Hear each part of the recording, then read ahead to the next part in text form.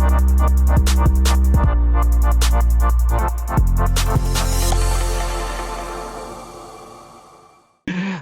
kabar Profesor? Sehat, Prof? Alhamdulillah, baik, sehat. Ya, semoga sehat semua ya, Mas Masih Bandot. siap, Alhamdulillah. Mudah-mudahan sehat semua, Prof. Masih dengan kesibukan di kampus ya, Prof ya? Iya, di Undip, dekan, terus wakil dekan, gantian. Work from home-nya. Kalau mahasiswa 100% dari rumah, dosen dari rumah semuanya. Siap. Mudah-mudahan para dosen, para rektor, dekan dan mahasiswa di Undip juga sehat selalu dan Amin. sukses semua. Prof, langsung saja Prof. Ya, Ini ya. apa ini namanya bahwa COVID-19 ini kan sudah bukan lagi bencana nasional, ini sudah mendunia begitu. Tentu saja ini dampaknya sangat sangat terasa dan sangat luar biasa ya Prof ya. Ya. Nah, kalau dari Profesor sendiri melihat berbagai hal yang dilakukan pemerintah saat ini dengan kebijakan-kebijakan ekonominya, apakah kebijakan ekonomi yang telah diterapkan pemerintah selama pandemik ini sudah tepat begitu, Profesor? Ya, baik, terima kasih Mas Bandot. Jadi saya rasa kalau Maret dulu begitu di-announce bahwa COVID sudah masuk di Indonesia, kita di grup-grup WA sering dapat ya dari kata-kata Presiden Ghana kalau nggak salah, Akufo itu. Dia bilang, kami punya cara untuk mengembalikan kehidupan ekonomi, tapi kami tidak tahu bagaimana cara mengembalikan nyawa. Gitu. Ya, waktu itu ya, di bulan Maret. Saya rasa 100% kita semua setuju ya waktu itu karena kita nggak ngerti sama sekali tentang pandemi ini dan faktanya melebar luar biasa. Jadi kita setuju Maret dulu bahwa kata-kata Pak Presiden Ghana ini ya emang benar demikian lah. Nyawa nomor 1, bidang kesehatan nomor 1, sedangkan ekonomi nomor 27 mungkin. Nah, seperti itu. Tapi makin kesini saya rasa kita harus berpikir ulang juga karena ternyata kok ini never ending pandemi ya. Setidaknya sampai detik ini tanda-tanda bahwa kita akan mengalami kurva menurun dan lain sebagainya kok nggak ada gitu. Jadi masih landai dan cenderung naik. Nah, dari versi kita saya rasa saya sendiri berpendapat bahwa nggak mungkin lagi sekarang, saling menegasikan itu nggak mungkin lagi. Artinya nyawa first, kemudian ekonomi nomor 2, atau sebaliknya ya, ekonomi nomor 1, nyawa terserah deh, pokoknya survival of the fittest gitu ya. Mampus, hidup gitu, nggak bisa juga. Jadi saya rasa nggak bisa trade off ya, nggak bisa saling menegasikan. Dua-duanya rupanya harus jalan. Nyawa penting, iyalah super penting ya. Tapi perut kegiatan ekonomi sekarang kalau situasi seperti ini siapa yang bilang nggak penting? Penting. Karena apa? Yang tercover oleh pemerintah dengan BLT dan lain sebagainya itu sangat sebagian kecil dari masyarakat kita. Di atas level itu saya rasa banyak sekali yang tidak mendapatkan perhatian karena memang ketidakcukupan dana dan lain sebagainya. Oleh karena itu ya harusnya dari awal policy itu satu dari pemerintah pusat, dari Pak Presiden ke seluruh wilayah, gubernur dan lain sebagainya. Kadangkala kalau kita membaca mass media atau di sosial media, waktu Maret April saya rasa hampir banyak pejabat yang memiliki pandangan yang berbeda-beda, memiliki opini yang berbeda. Minggu ini juga kita menghadapi hal yang sama. Satu sisi ada gubernur yang mengatakan, oke, kita cabut kembali masa transisi ini dan kita kembali ke normal ketat ya, PSBB misalnya di Gubernur Anies, tapi salah satu menteri mengatakan, oh nggak bisa, ini berat secara ekonomi. Jadi desain pemulihan yang tidak satu komando itu bagi kita di kampus menjadi bermasalah. Yang mau diikuti siapa? Semuanya kalau dalam kondisi darurat perang ini, harusnya satu komando. Tidak perlu semua orang nyari panggung lah untuk diri sendiri lah gitu. Dalam arti kita tidak sedang menuduh orang per orang ya, tapi komando itu satu. Di daerah-daerah, di pusat sama bahwa akan kemana kita menuju. Kalau tidak, nanti satu daerah hijau, nanti tiba-tiba jadi kuning, jadi merah lagi. Dan seterusnya terus lah, karena nah gimana? Mau tidak ada kesatuan bahwa kita akan lockdown, let's say lah PSBB misalnya. Dengan kata lockdown mungkin barangkali agak gimana. Agak anti gitu ya, agak. Tapi rasanya harus ada timeline yang jelas. Bahwa ini sampai kapan kita akan begini, setelah ini akan buat next-nya itu jelas gitu. Kalau tidak ada policy yang satu komando, ya jadinya kayak kita ini mendasarkan diri penanganan COVID-nya pada kreativitas dan inovasi dari masing-masing entitas, dari masing-masing RT, RW, sebagian melockdown dirinya sendiri, jalan-jalannya ditutup sendiri, ada RW yang lain marah, kemudian dia melakukan hal yang sama. Lah karena semua orang jadi ada unsur-unsur curiga. Ada orang lain datang, nggak bisa, gantian, orang lain datang, tempat saya juga saya tutup gantian. Nah ini nanti akhirnya tidak soal nyawa, tapi soal sosial, soal ekonomi merembet sosial. Ada gesekan-gesekan sedikit di masyarakat dan lama-lama kalau tidak ada solusi pada pandemi ini, ya sosial keamanan. Akhirnya menjadi demikian. Orang yang merasa insecure, orang yang komunitas yang merasa tidak nyaman dan aman, dia akan melakukan tindakan-tindakan untuk melakukan proteksi pada dirinya sendiri. Bukan karena nggak suka sama orang lain, bukan. Tapi bagian dari self-protection bagi diri sendiri. Jadi secara umum kalau melihat kebijakan dari pemerintah sih kita berharap itu tetap harus one command untuk one country gitu loh. Untuk bahwa beberapa daerah mungkin ada variasinya, tetapi harus jelas bahwa satu komando, cukup satu orang yang menjadi humas bagi negara ini. Siapa itu? Nggak ngerti. Siapa yang ditunjuk dan itulah yang dia diberi kewenangan untuk menyampaikan informasi. Kalau tidak menjadi sangat liar. Semua orang punya pendapat, semua orang merasa pakar. Ya seperti yang dibilang oleh Tom Nichols ya dalam buku The Death of Expertise. Ya matinya kepakaran. Semua orang yang tidak pakar nggak usah sekolah sampai S3, sampai dokter, sampai susah-susah. Semua orang sekarang jadi pakar. Berpendapat, ada artis berpendapat, ada ini yang nggak ada kompetensi teknisnya berpendapat dan celakanya banyak followernya sehingga nah policy-policy ini menjadi ya nggak jalan dengan baik karena semua orang punya pendapat, semua orang punya kanal untuk menunjukkan eksistensinya dan bagi masyarakat yang juga kita sulit untuk mencerna which one itu informasi benar, yang mana informasi yang agak meragukan, menjadi semua ditelan karena kita hidup di rimba informasi yang sangat luar biasa. Jadi ini menurut saya ya kritik utama sih tentang policy penanganan COVID secara umum, satu komandonya tidak terlalu kelihatan. Harusnya orang tetap akan menahan diri karena kita kan hidup di era darurat. Kalau darurat itu orang butuh keyakinan akan kepastian. Nah, di saat itu orang akan mencari-cari sendiri. Nah, kalau demikian, kalau ada informasi yang entah berantah dari manapun akan ditelan juga.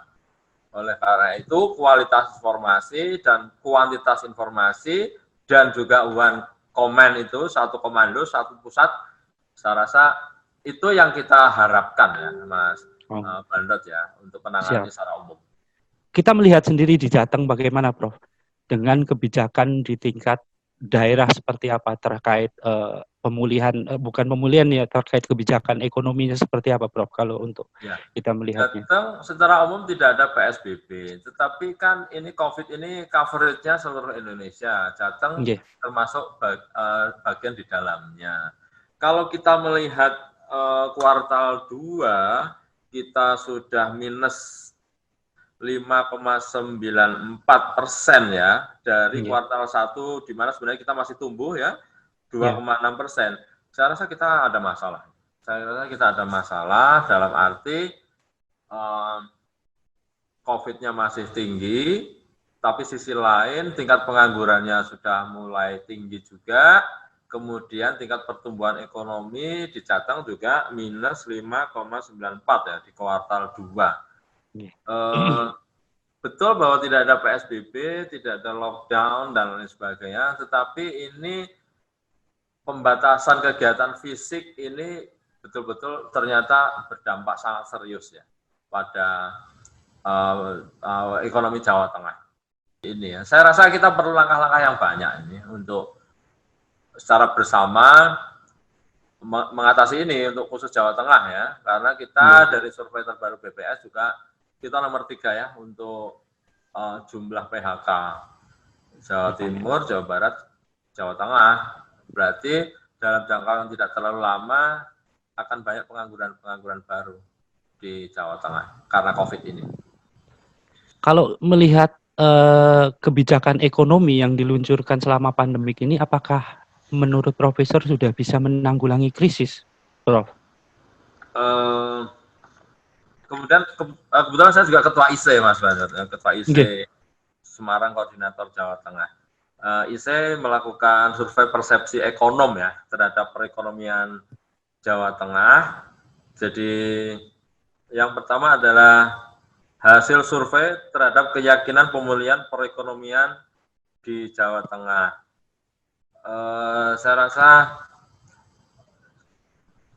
hasilnya kalau 50% tidak yakin. Jadi itu persepsi masyarakat dalam hal survei gitu ya, apa? Dalam persepsi ekonom terhadap perekonomian Jawa Tengah. Jadi masih 50-50 antara yakin dan tidak yakin pemulihan ini. Kita 1 sampai 5, kita di 3. Yeah. Jadi saya rasa ini pendapat secara umum masyarakat juga akan mengatakan ini gimana ya, kesulitan untuk berpendapat antara optimis dan pesimis, in between. Jadi tidak sangat yakin bahwa kita akan pulih di kuartal 3 atau kita akan pulih ini, kalau tidak ya. Ekonom juga disurvei sama juga, 1 sampai 5 orang main aman semua ini. Menurut saya ya wajar juga. Kalau belum ada vaksin, orang nggak mungkin berpendapat, Mas, kalau situasinya kayak gini. Terlalu optimis. Intinya vaksin ya, Prof ya? Iya, terlalu optimis, faktanya ya masih naik-naik juga pasien-pasien baru COVID. Pesimis enggak juga, karena kita orang Indonesia termasuk orang yang tough ya, orangnya ada banyak kreativitas dari yang ada untuk survive. Menurut Profesor, pakai stimulus ekonomi yang diberi pemerintah ini apakah sudah cukup ataukah bagaimana, Prof? Dan apa sih yang memang belum disentuh oleh pemerintah, begitu, Prof?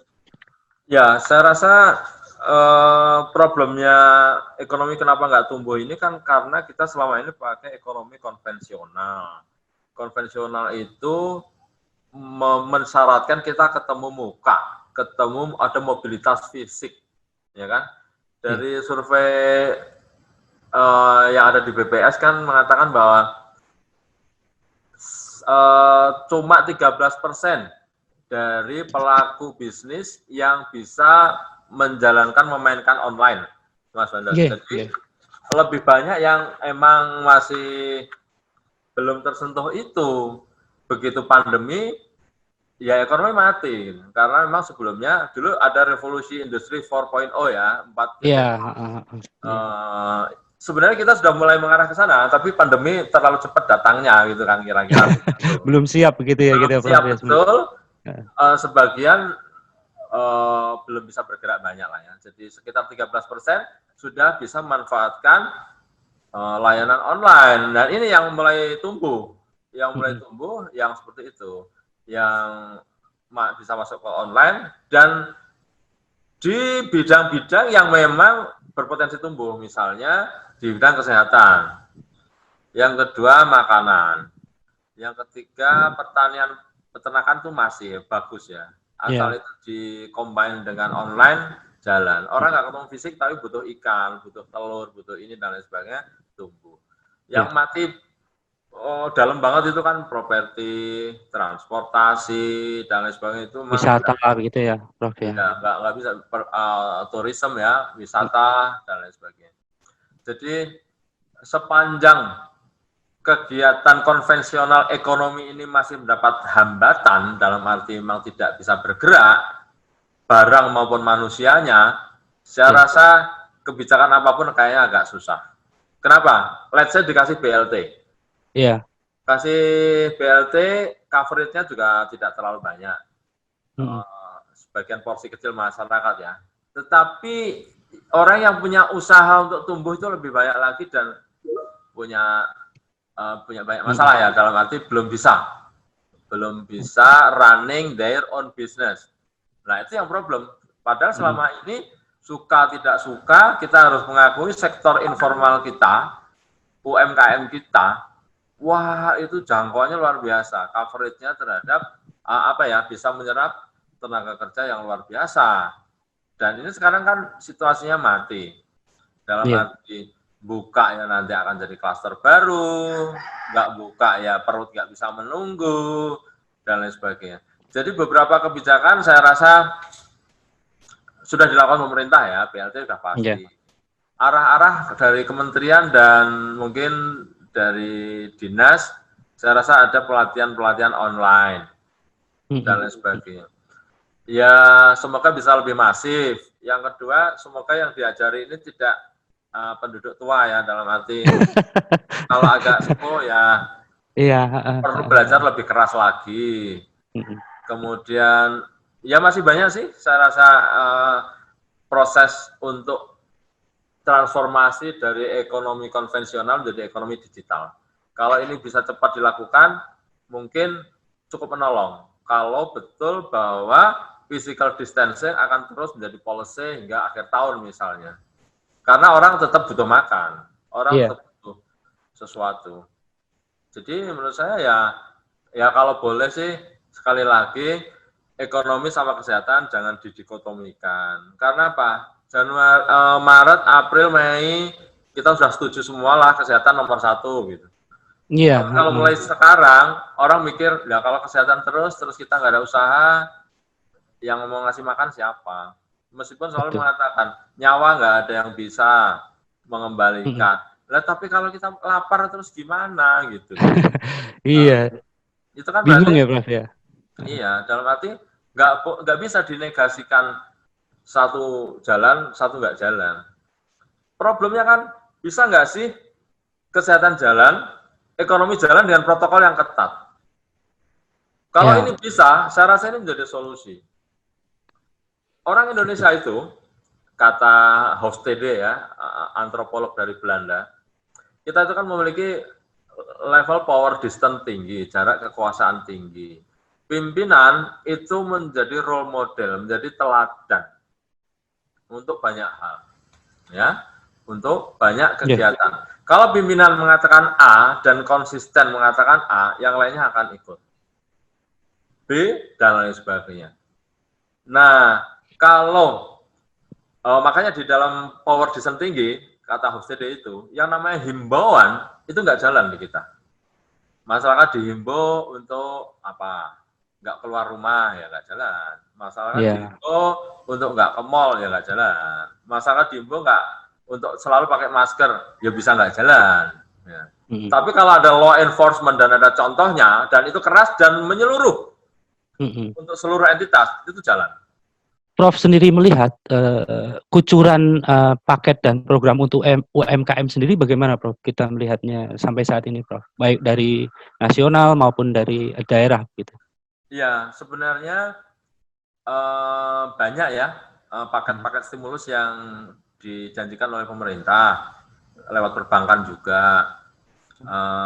Tapi problemnya menurut saya, kalau selama usaha itu nggak jalan, ya agak susah gitu, agak susah. Karena apa? Ini dua pihak ya.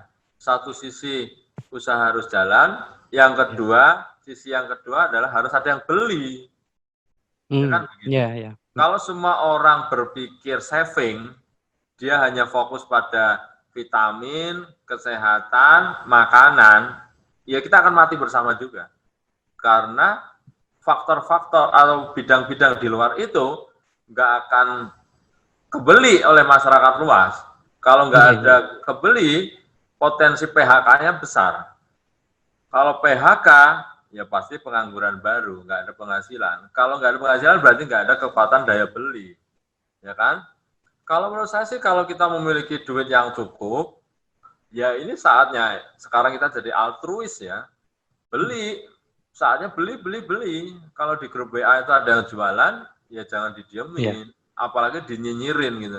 Nggak usah jualan lah. Gitu. Enggak loh, ini saatnya loh kita ini menunjukkan empati. Karena orang butuh survive.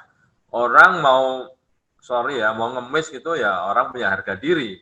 Tapi kalau dia bisa create something, bisa menjual, dan kita mau membelinya, dengan margin tertentu yang dia sekedar untuk hidup, wah itu bagus sekali. Kalau semua orang berpikir hal yang sama, kalau kita memiliki ekonomi yang lebih, nggak harus sangat lebih gitu ya, tetapi kita coba untuk sedikit boros untuk membeli, saya rasa ini cukup menolong pemerintah. Pemerintah nggak akan mampu nih kalau tidak didukung rakyat banyak, bahwa ini saatnya menolong tetangga, saatnya menolong teman yang punya usaha, yang kena PHK, lagi usaha baru, dan lain sebagainya. Kalau kita hari gini, kita berpikir saving, dan semua orang berpikir hal yang sama, wah ya kita mati together lah. Itu sama itu. Karena apa? Ya lama-lama akan ada masalah sosial dan keamanan. Karena apa? Lah, kena PHK, usaha nggak ada yang beli. Ya ini bukan untuk alibi melakukan kejahatan ya, enggak sih, tapi saya rasa ini ya logika aja. Kalau kita punya grup, punya komunitas, punya tetangga, ada yang kesulitan, orang lain bantu, saya rasa sambil berdoa bahwa pandemi ini akan berakhir, semoga akhir tahun sudah selesai gitu. Tapi ada proses rentang waktu 2-3 bulan ke depan, orang butuh sesuatu untuk survive, ya itu saatnya sih. Tolong oleh yang lain gitu. Sektor ekonomi ini kan juga ada dari perbankan dan lembaga keuangan, Prof. Nah, peran mereka sejauh ini kalau menurut Profesor seperti apa, Prof? Dan harusnya bagaimana mereka untuk bisa ikut andil memulihkan perekonomian, begitu, Prof? Oke, kalau sektor perbankan ya, saya rasa perbankan itu kalau mau bantu, ya bisa juga sih memetakan usaha-usaha yang betul-betul terdampak atau tidak. Terus yang kedua, kalau bisa memberikan penangguhan ya dalam jangka waktu tertentu sehingga mereka boleh kembali ya beberapa debitur, saya rasa itu menarik. Terus berikutnya kalau artinya misalnya ya bunga tidak ditarik dalam waktu 3 bulan gitu ya. Masa pandemi ini atau 6 bulan, wah itu keren sekali. Itu bisa nggak ngerti juga saya, tapi perbankan juga sebenarnya memiliki banyak peran. Kalau saya lihat secara umum ini data dari perbankan Jawa Tengah, DPK, dana pihak ketiga malah menunjukkan peningkatan 9,89% di kuartal 1 ya, menjadi 317.469 miliar pada kuartal 1 2020. Malah ada peningkatan ya, tapi masih di kuartal 1. Kuartal 2 minus, penurunan minus 2,11 di kuartal 2. Jadi perbankan apa perannya? Ya saya rasa perannya banyak. Pertama adalah tadi untuk negosiasi, entah itu restrukturisasi kredit dan lain sebagainya bagi teman-teman yang terdampak. Yang berikutnya kalau secara umum dia bisa memberikan apa ya, layanan bunga, layanan pinjaman yang lebih menarik di masa pandemi ini, pasti itu juga sangat Kan sangat bagus. membantu ya, Prof ya. Sangat membantu. Hanya saja sekali lagi ini menjadi tidak berharga, tidak berguna kalau memang ekonominya, usahanya tidak jalan. Nah, meskipun stimulus ya, bank ini bagus sih.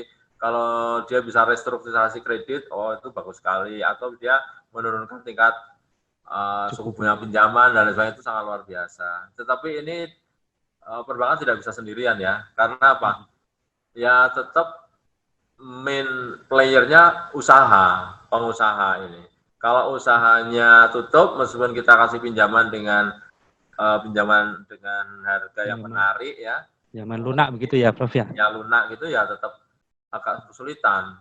Jadi saya lebih melihat bahwa kalau ekonomi masih konvensional, berarti pemerintah harus makin kencang lagi untuk banyak memberikan mentransformasi menjadi ekonomi digital.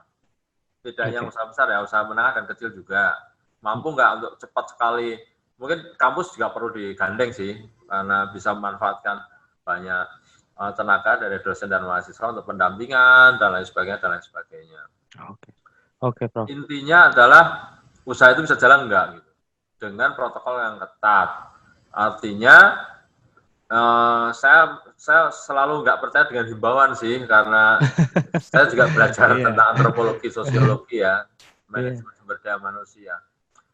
Orang Indonesia itu, kita semua itu cenderung kalau aturannya jelas, law enforcement-nya jelas, ada hukumannya, ada ini, orang cepat untuk, oh no, nggak boleh, ini nggak boleh.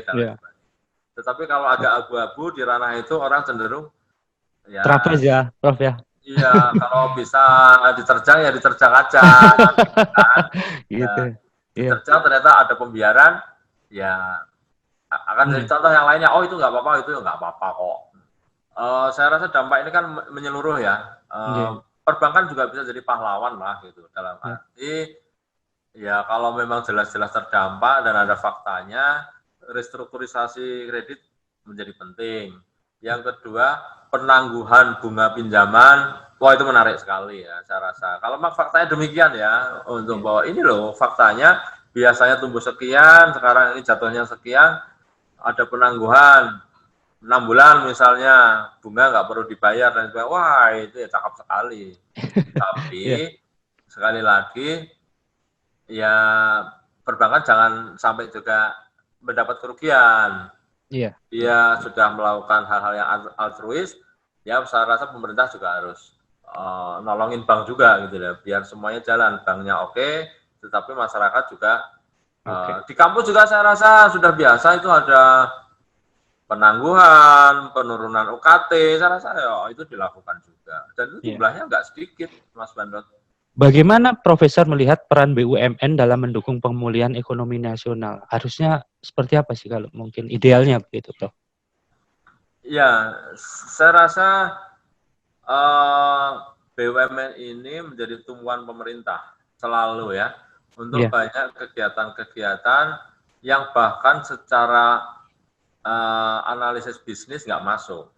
Ya, di banyak tempat, misalnya di Indonesia Timur, kemudian kebijakan satu harga, BBM, dan lain sebagainya, ya kalau dari versi bisnis agak berat. Tapi kalau dalam versi persatuan Indonesia, itu menjadi mungkin gitu ya. Misalnya harga BBM di Semarang, Jakarta sama dengan di Papua gitu misalnya.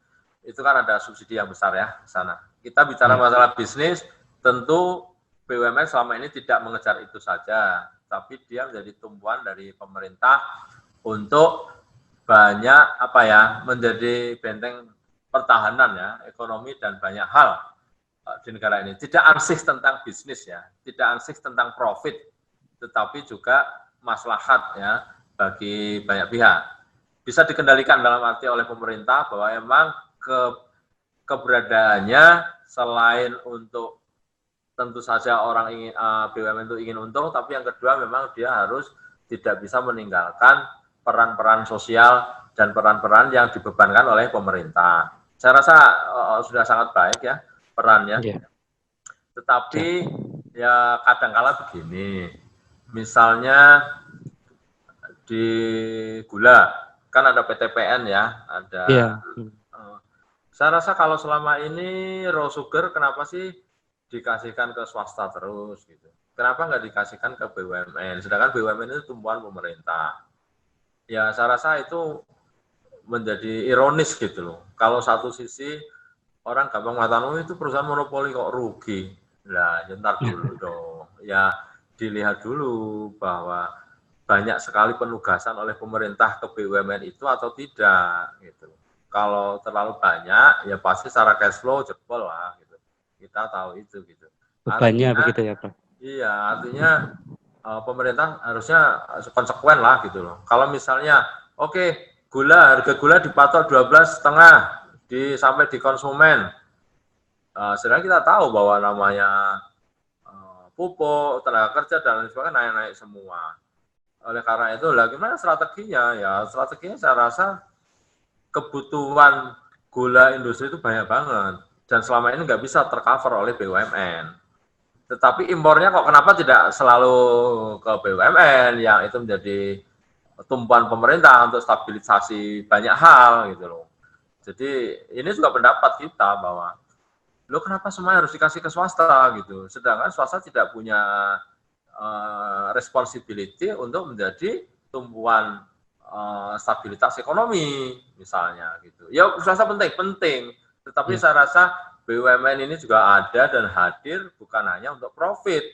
Oleh karena itu, ya piaralah dengan baik gitu loh, untuk tidak hanya dia dapat profit, tapi juga sustainability dan juga bisa dipakai kembali oleh pemerintah untuk banyak hal, entah itu untuk operasi pasar, untuk ini, untuk itu, dan lain sebagainya. Tetapi sumbernya untuk mendapatkan profit saya rasa juga harus dijaga secara fair. Selama ini kita tahu kok bahwa lebih banyak swasta mendapat daripada ke BUMN, tetapi masyarakat kadang-kala mohon maaf agak kurang fair gitu melihat BUMN ini gitu. Seolah-olah ini BUMN nggak ada untung-untungnya terus, malah rugi padahal monopoli.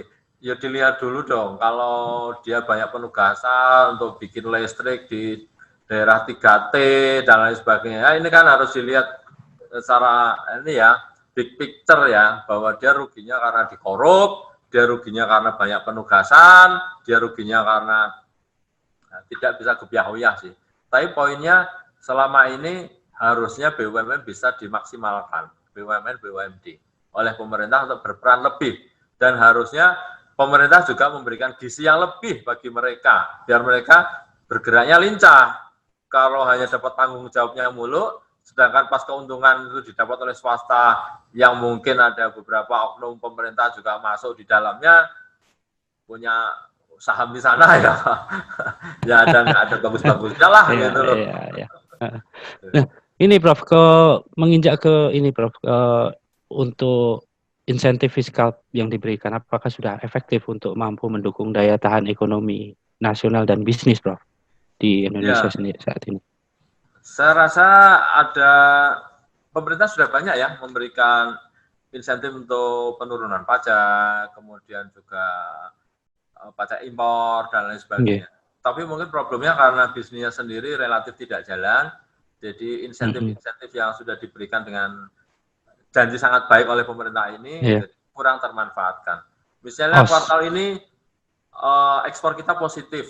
Kemarin Pak Menteri Agus Gumiwang kan juga mengatakan demikian. Tapi kalau kita melihat data kan nggak demikian. Kenapa ekspornya positif?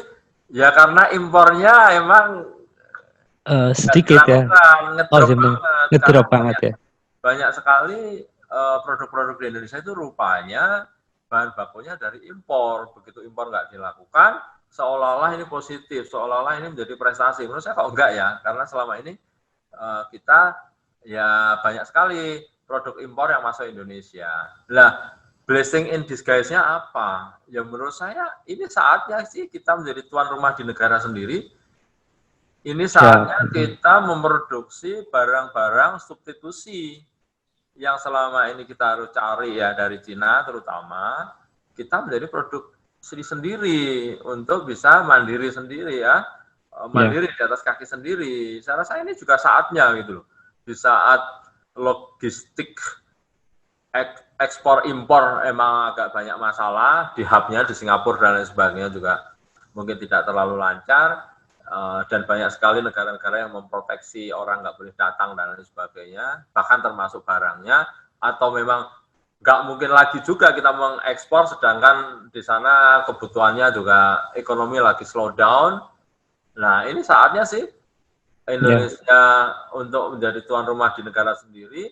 Kita memiliki natural resources yang tidak terbatas, kita memiliki semua hal yang kita tidak punya, mungkin ya kita terlalu banyak selama ini rente yang banyak orang memburu rente ya, dan impor gitu ya, impor garam, impor gula, impor beras, impor daging.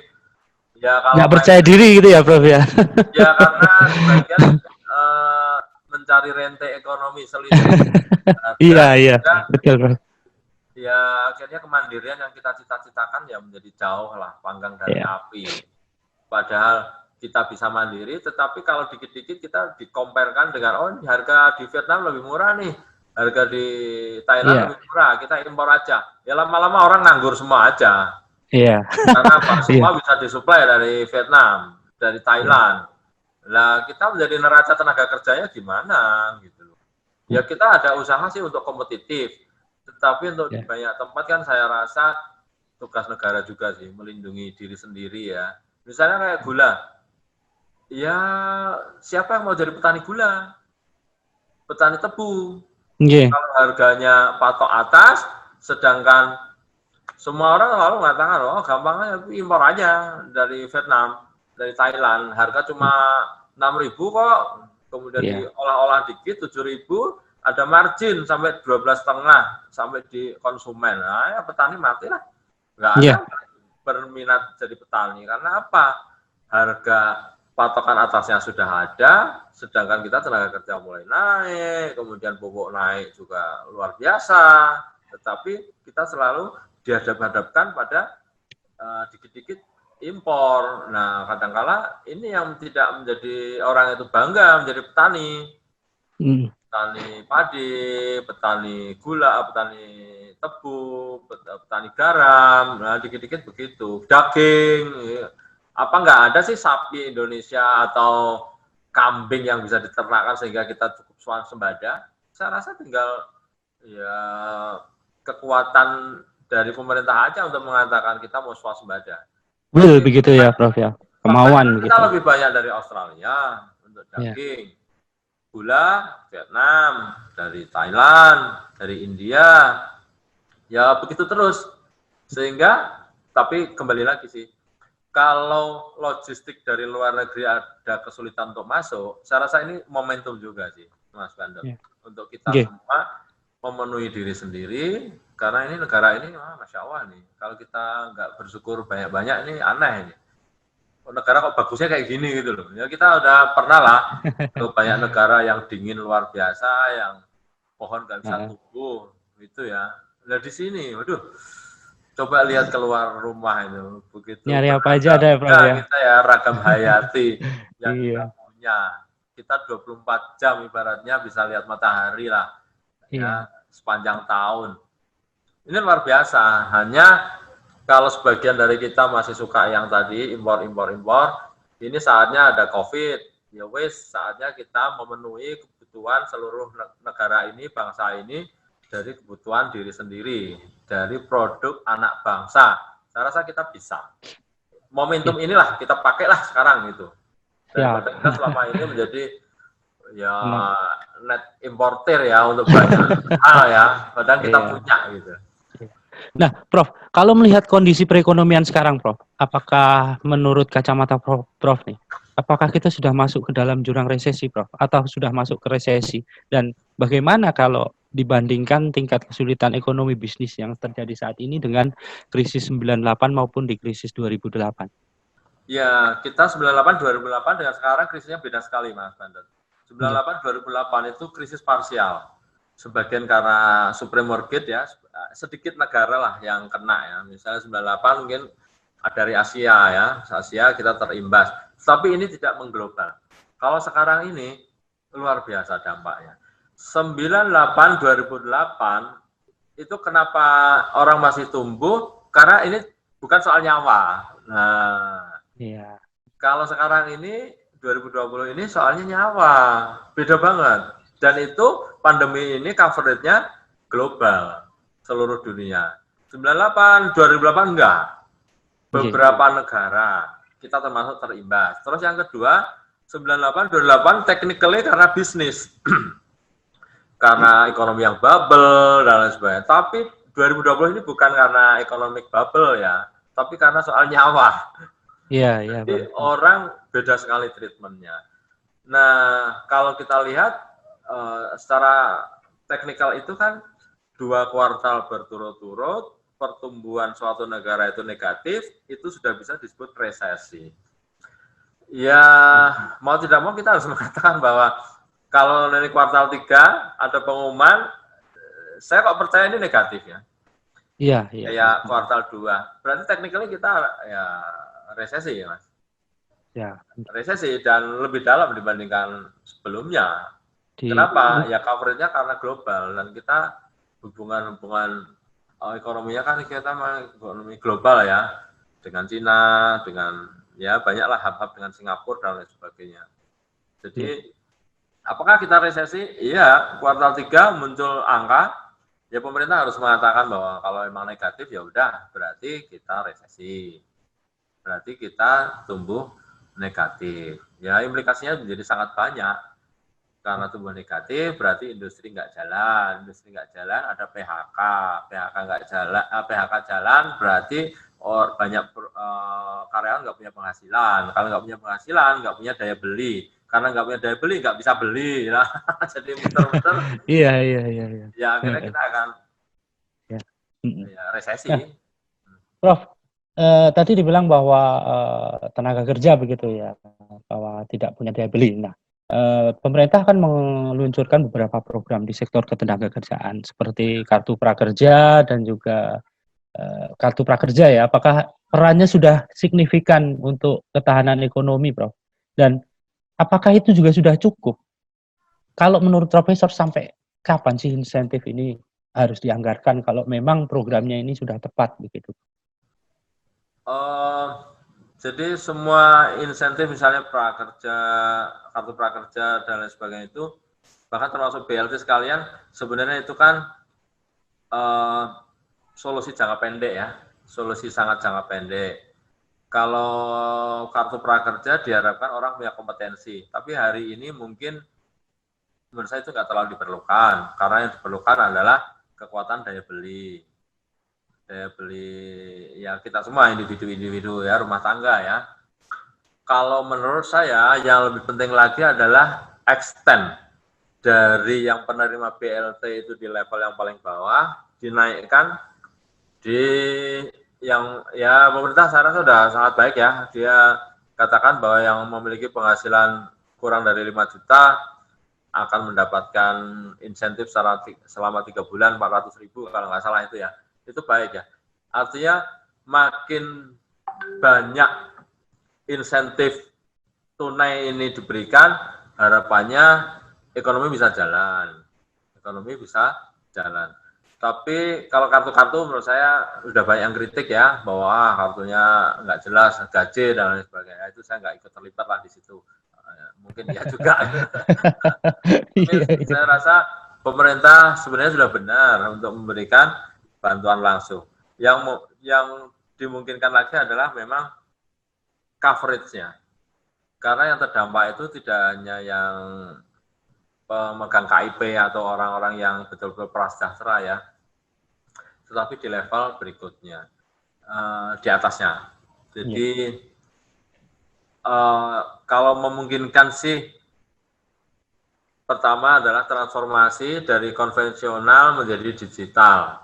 Kalau itu bisa menjadi masif untuk UMKM, itu bisa menjadi sedikit solusi. Terus yang kedua, buka usaha-usaha dengan protokol yang sangat ketat. Tidak mati kita kalau nggak segera ada usaha, agak berat kita. Tapi sekali lagi, himbauan itu bagi masyarakat kita itu nggak laku. Ya kalau memang harusnya usaha itu ada protokol penanganan COVID yang jelas, ya harus dilakukan, harus dicek. Kalau nggak jelas, untuk ada efek jera yang lain untuk tidak melakukan. Saya rasa itu juga orang cepat belajar. Tapi Ya, kalau ada ya. satu dua yang dibiarkan, ada yang lainnya ditutup dan sebagainya, orang marah aja gitu. Kok itu Iya, iya. boleh, saya kok nggak boleh. Padahal saya sudah ketat juga dan lain Heeh. sebagainya. Jadi unsur keadilan ini juga akan jadi contoh yang bisa mouth to mouth communication ya, cepat Iya, menyebar juga. Kalau ada unsur tidak adil tuh kadang-kadang orang menjadi yang marah tadi gitu. Oleh karena itu ya tugas pemerintah sangat banyak sih. iya. Kalau selalu pada sektor kesehatan saja, kita sampai kapan mau bertahan gitu. Siap, siap. Nah, oleh karena Nah, ekonomi tetap harus jalan, protokol ketat, hukum kalau memang dia mengabaikan. penegakan hukum begitu ya, Prof ya. Penegakan hukum, iya, iya. Jangan pandang bulu. Artinya pemerintah juga ngasih contoh.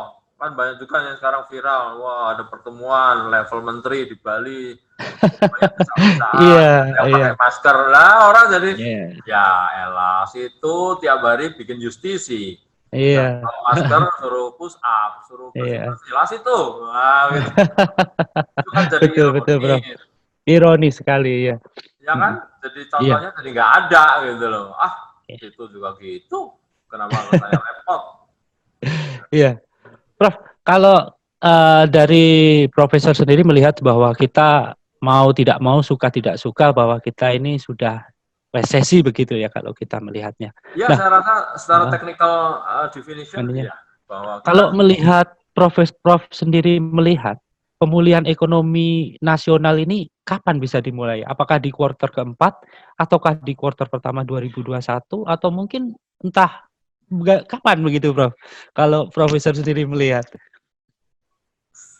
kalau sekarang ini karena kita awam dari bidang kesehatan ya Mas. Jadi Mm, selama tidak ada vaksin yang bisa menyelesaikan ini, saya rasa kita agak tebak-tebak buah manggis ya. Susah.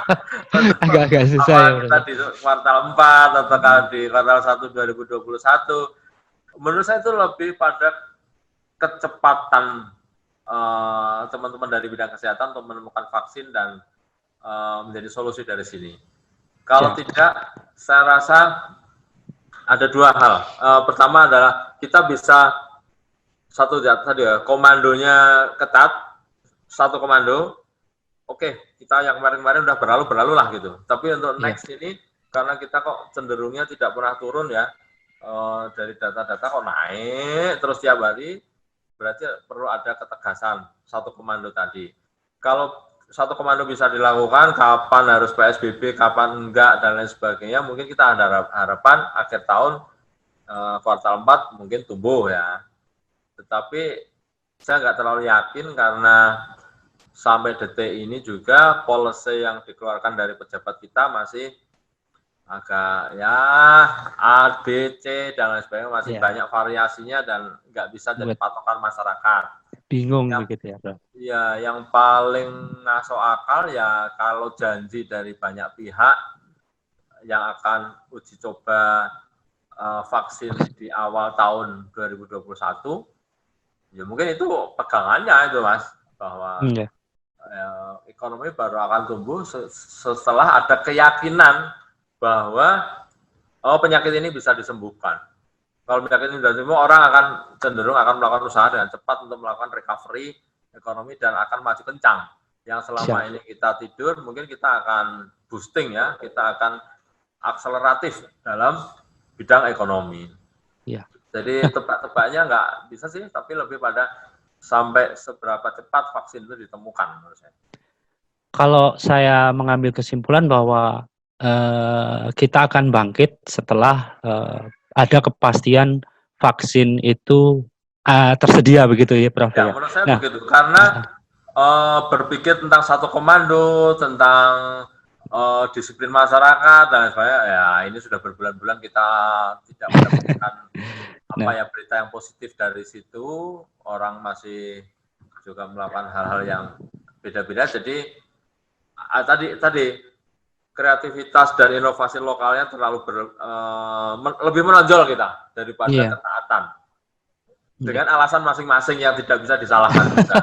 Jadi kalau masih begitu ya, saya rasa kita harapannya agak tipis ya untuk ketaatan pada himbauan pemerintah. Menurut saya itu nggak jalan lah. Selama ini law enforcement juga kurang jalan. Oleh karena itu harapan-harapan bahwa kalau kita law enforcement-nya jalan, himbauan masyarakat taat dan disiplin, udahlah itu sudah berbulan-bulan terjadi, nggak terjadi itu intinya. Jadi kita nggak banyak berharap sih dari situ.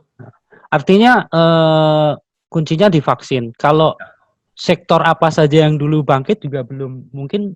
Kalau sektor karena itu kebutuhan manusia akan tetap bangkit, Mas. Misalnya pertanian, kesehatan, kemudian hal-hal yang terkait dengan daring, pembelajaran tapi daring, kemudian telekomunikasi, itu naik.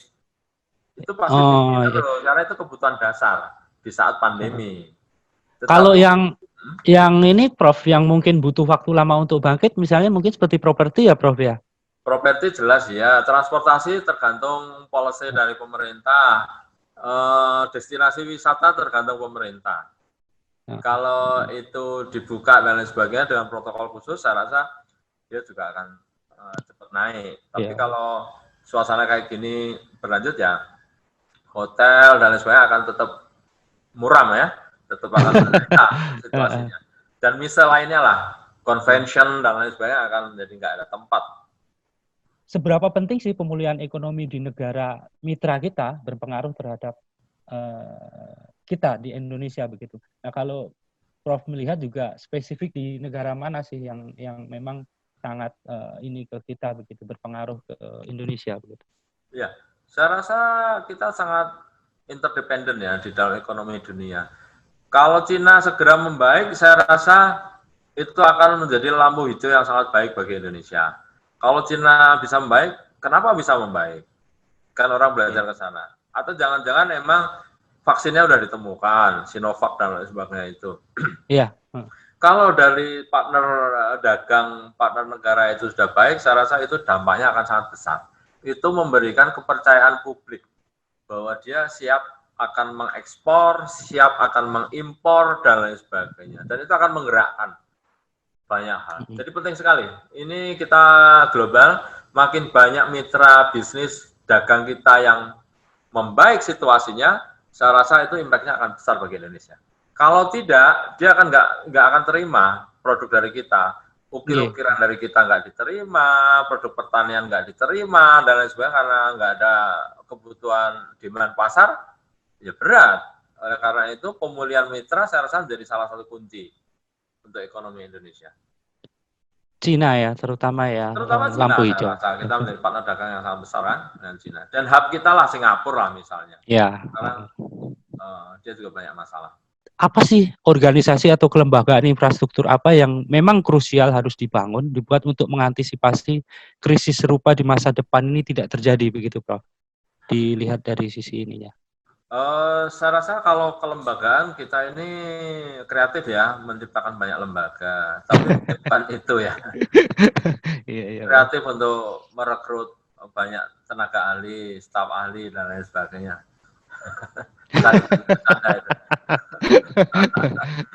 Enggak, menurut saya yang paling penting Mas Bandar itu adalah mindset, cara kita berbangsa. Saya selalu lihat kenapa sih orang Korea itu paling anti dengan produk Jepang. Ya, pada waktu itu Jepang jauh lebih unggul dari Korea. Tetapi dia ada national proud gitu ya, national pride as a nation ya, sebagai bangsa. Nah, kalau kita itu bisa bangun bahwa sebaiknya orang Indonesia ya makin banyak menggunakan produk sendiri. Wah, itu sudah momentumnya ya pandemi ini, di saat mobilitas barang ekspor impor dan sebagainya banyak kendala, banyak constraint. Nah, ini saatnya ini. Karena apa? Nah, kita punya padi, punya jagung, palawija, ketela dan lain sebagainya. Singapura nggak punya kok. Ini saatnya kok. Ini kita punya gula, punya tebu, punya kelapa. Apa yang nggak ada di Indonesia? Oleh karena itu, saya lebih melihat mindset bernegara saja, bahwa kalau pimpinan-pimpinan di Jakarta nggak terlalu hobi untuk impor, menurut saya ini sudah cukup ya, bahwa oke lah, beberapa orang juga tahu nanti bahwa ada learning curve ya, kurva pembelajaran. Kalau produk orang Indonesia dipakai, dia ada kesempatan untuk profit. Setelah profit, dia ada kesempatan untuk punya R&D, bisa untuk riset dan lain sebagainya, bisa naik. Tapi kalau kita bertanding sedangkan kita nggak ada net income, dari mana? Kan kita nggak bisa. Yang namanya belajar itu kan ya ada jatuh-jatuhnya sedikit, ada ruwet sedikit, kita akan tumbuh.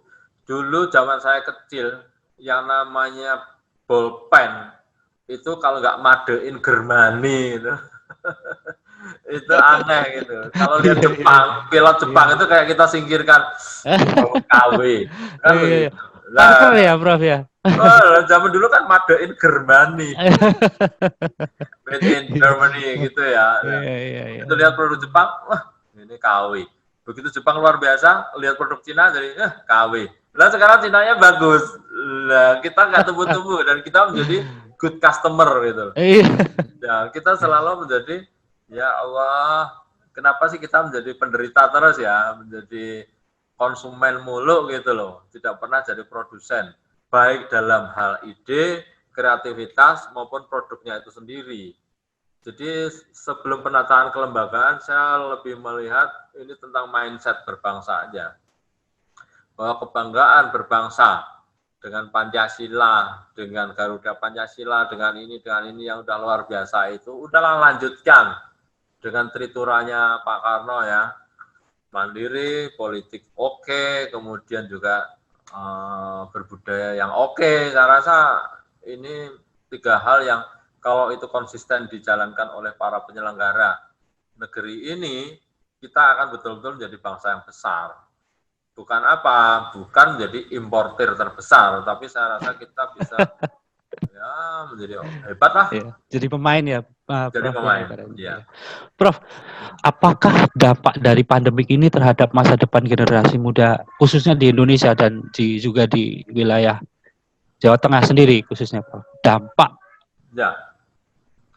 Ya, saya rasa kalau di Jawa Tengah kita memiliki infrastruktur yang mungkin lumayan baik ya, cukup baik lah dibandingkan daerah-daerah 3T atau di mungkin Indonesia Timur ya. Jadi pembelajaran dengan daring misalnya, saya yakin awal-awal banyak masalah, tapi sekarang mungkin udah mulai agak smooth, orang mulai beradaptasi dengan situasi ini.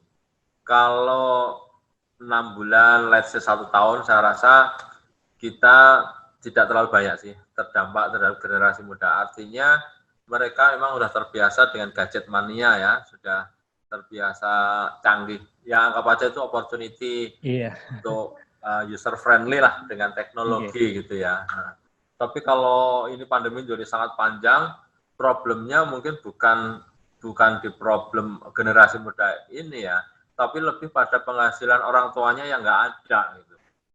Sehingga itu akan menurunkan banyak hal tentang cita-cita dia. Cita-cita sekolah di tempat yang bagus, tapi ternyata mahal, cita-cita keluar negeri, cita-cita ini dan banyak, cita-cita pengembangan diri, capacity building-nya akan menjadi rendah. Kenapa? Ya karena orang tuanya terdampak, ekonominya menurun. Secara umum sebenarnya generasi muda tidak langsung terdampak ya, dalam arti gadget ya mereka biasa lah gitu ya, makin terbiasa. Tetapi akan makin banyak peluang-peluang yang harusnya dia bisa dapatkan di masa normal, dia tidak dapatkan. Orang belajar kepemimpinan, nggak mungkin lewat gadget.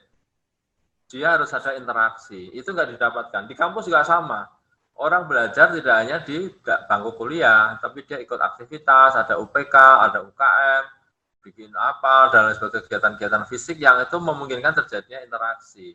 Humanity dan lain sebagainya itu mungkin kalau kita banyak berinteraksi langsung. Nah ini ya semoga sampai akhir tahun saja gitu loh. Sehingga ini anggap aja sebagai refreshing. Iya. Dari Iya, banyak Prof. hal, refreshing untuk alam. Sekarang polusi berkurang dan lain sebagainya. Ya, kalau in positif perspektif ya seperti itu. Generasi muda nggak terlalu terdampak untuk dalam waktu ini ya. Dia makin akan involve ya dengan teknologi, makin bisa. Tapi sekali lagi jangka panjang karena penurunan dari tingkat pendapatan orang tua, banyak peluang-peluang yang dia harusnya dapatkan untuk capacity building menjadi hilang. Dampaknya, ya pasti pemimpin-pemimpinnya suatu hari nanti 5-10 tahun lagi, ya kalau hanya didasarkan pada kepemimpinan ala gadget ini ya kadangkala hati nggak tersentuh aja gitu loh. Iya, iya, iya, iya, Prof. Betul, betul. Nah, Prof, kalau boleh, ini deskripsi dari Prof nih. 5 kata, apa dampak pandemik terhadap Indonesia sendiri, Prof? Kalau 5 kata mendeskripsikan pandemik ini, kalau menurut Profesor. Ya dampaknya negatifnya ya resesi, pasti. Kita resesi. Positifnya saya rasa kita perlu solidaritas. Yang ketiga, beli sih. Kita beli. Jadi yang keempat, ya mungkin saatnya bersatu sih. Saatnya bersatu dalam arti benar ya, nggak usah nyari panggung lah. Ini lagi darurat gitu loh, lagi darurat. Yang berikutnya, saya rasa ya tadi bersatu, kita solidaritas ada, kemudian altruis ya, saling bantu, saatnya empati. Yang terakhir ya memang kita harus tetap optimis ya, kita orang-orang timur ya, orang-orang yang beriman lah. Saya rasa ini apapun judulnya, kata kuncinya ya tetap optimis lah, bahwa Optimisme Profesor sendiri seperti apa? Apa harapan untuk di 2021, Prof? pertama jelas saya mengimpikan adanya unity of command, kesatuan komando untuk mengatasi krisis ini. Kesatuan komando dari pimpinan-pimpinan negara untuk udahlah jangan terlalu banyak egonya lah, biar yang punya otoritas memimpin itu diberi keleluasaan untuk memimpin. Nah, kalau memang nggak bagus ya nanti udahlah kita eksekusi berikutnya. Tapi ini poinnya adalah unity of command itu penting. Yang kedua, tetap meskipun ada kewaspadaan, yang kedua yang paling penting bagi saya adalah berita positif. Berita positif, berita yang indah. Karena biar bagaimanapun, kalau situasinya kayak gini terus, kita akan masuk menjadi negara bangsa yang paranoid ya, curiga pada semua hal. Dan itu nggak baik secara kesehatan. Kita berharap berilah berita baik dan hal yang optimistik. Yang ketiga, di era seperti ini ya memaksa kita untuk berlaku kreatif dan inovatif. Semua peluang-peluang yang ada yang memungkinkan kita menjadi survive, ya itu yang harus dikejar gitu. Kalau selama ini kita tidak terlalu banyak manfaatkan kanan kiri, tanah nganggur, nggak mau tanami dan lain sebagainya. Ini saatnya sih maximize our potential ya. Tanami, banyak lele, banyak tanaman, banyak pohon dan lain sebagainya bisa tanam dan bisa menghasilkan. Saya rasa ini saatnya ya. Kita kan kadang-kala punya tapi menyanyiakan, punya lahan bagus ya kita sia-siakan jadi rumput doang. Jadi ini saatnya sih untuk mendapatkan nilai tambah. Optimis ya optimis saya rasa. Kita bangsa pejuang kok. Kita udah dari dulu bambu runcing juga merdeka. Bisa gitu loh. Oleh karena ini ya kita perlu lagi sih ini membangkitkan kembali bahwa kita bisa kok melewati krisis ini. Hanya tadi satu unity of command, yang kedua berita baik, yang ketiga altruis, yang keempat berperilakulah kreatif. Yang kelima ya pastilah jaga kesehatan lah. Itu ya, Prof, yang paling penting juga, Prof. Iya. Iya. Terima kasih sekali Profesor Suharnomo bisa bergabung dengan kami IDN Times, dan mudah-mudahan ini juga nantinya akan menjadi semacam push begitu ya kepada pemerintah bahwa apa-apa saja yang harus kita lakukan untuk cepat bangkit, dan kita berdoa, kita berharap mudah-mudahan kondisi ini tidak bertahan lama begitu, hingga kondisi ini cepat selesai. Kita memimpikan untuk bisa berkumpul bersama-sama lagi, kita sama-sama belajar, sama-sama bekerja, dan sama-sama berkarya begitu, Prof. Ya. Ya. Terima kasih untuk teman-teman milenial sudah bergabung bersama kami di IDN Times. Kita akan berjumpa lagi di lain kesempatan. Dan mohon maaf jika ada banyak kekurangan atau salah-salah kata yang saya ucapkan. Kurang lebihnya saya mohon maaf. Terima kasih. Assalamualaikum warahmatullahi wabarakatuh. Terima kasih, Prof. Terima kasih Mas Badar. Sukses bagi Times.